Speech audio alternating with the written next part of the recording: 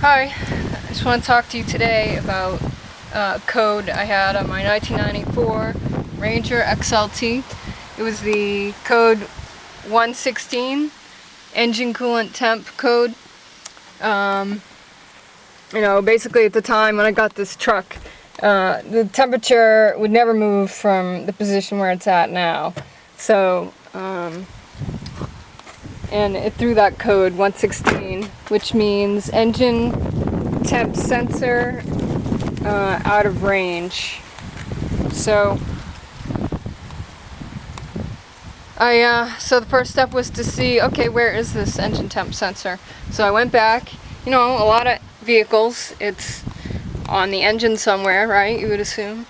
So I looked down here. I looked all over the place, near the water pump, all this, and come to find, I found it out here on a water outlet hose. I thought, wow, that's pretty strange. The engine coolant temp sensor is not really on the engine, it's hanging out over here on this hose, the coolant hose. So I did a little researching and I found a part that would change that problem. I found this water outlet. Here it is here. It's here's the portion that comes up and goes to the radiator, and then also the other part you can see in the back here, the portion that comes out, it passes this, has a socket for the engine coolant temp sensor, and then it continues on out to the heater core through this hose.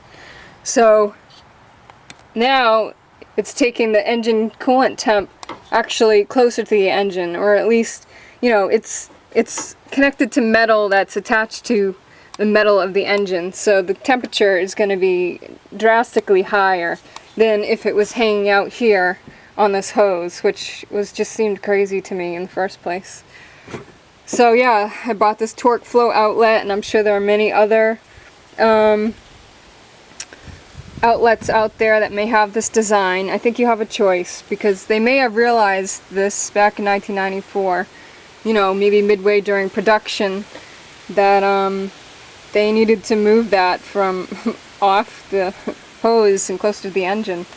But if you have a Ranger that has this problem, finding a water outlet with a socket for the engine coolant temp sensor, that should solve your problem.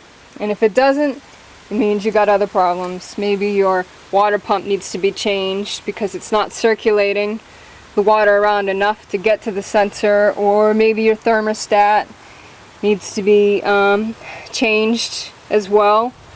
But this solved my problem. Or, I forgot to mention, the last one is your engine coolant sensor may be bad and it needs to be changed.